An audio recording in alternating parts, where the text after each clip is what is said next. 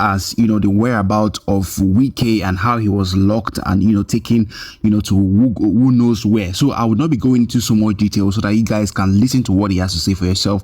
Please do well to give this video a thumbs up and also drop in the comment section what you think about what is happening in Rivers State, and also please do well to subscribe to our YouTube channel so that you don't miss out whenever we have new videos here on the channel.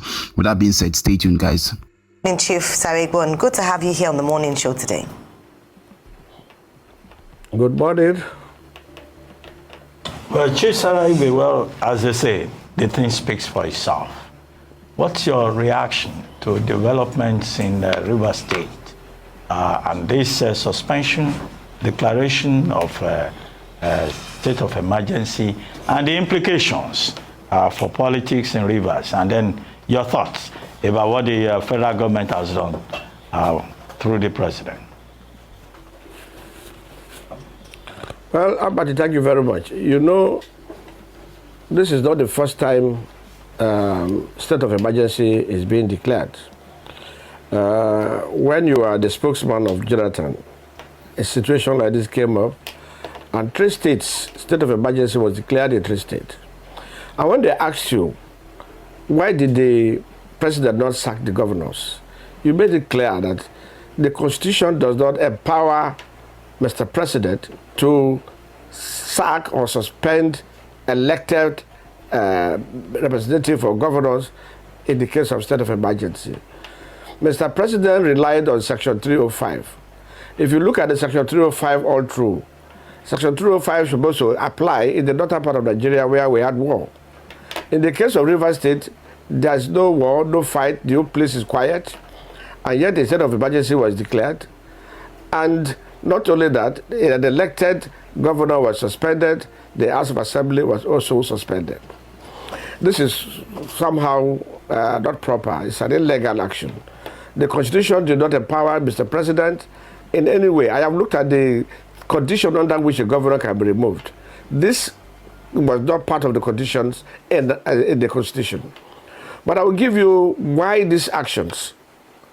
One, Mr. President seems to be very desperate to whip opponents to their knees. Wike is the asset man of Mr. President.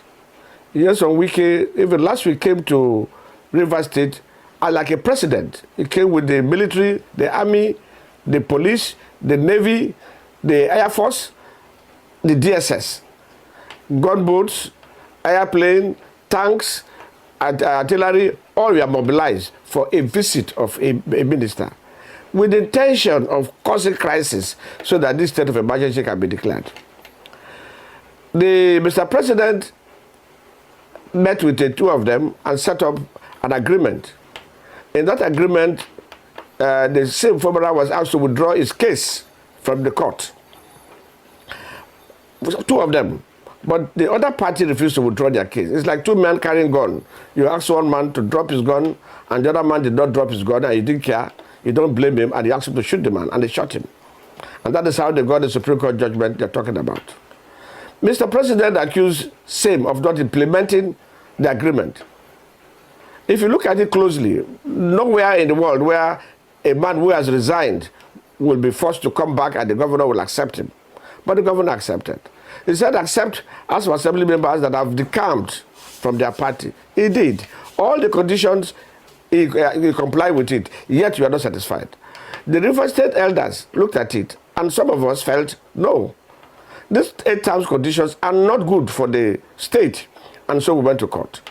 Those things we are telling the governor not to do that he applied are the ones that are today which haunted him. You went to Supreme Court with the same 8-point agenda. You asked the judges to write exactly what you wanted. And they did for you. The governor is willing to implement the Supreme Court judgment and is ready to do that, and they are saying they cannot accept it. Mr. President never blamed them. Pan Niger Delta Forum went to see Mr. President. I was among them who were there. Mr. President laid blame on the governor. He never blamed Iyesun Wike. 2 people are fighting. And if you want to make peace, what you would have done is to say, okay, I fire my minister. At least you have the power to fire a minister that has been causing confusion, not only in the Niger Delta, also in the north and in the southeast. You did not fire him, but you can fire the governor that you don't have power to fire. These are things that are obvious.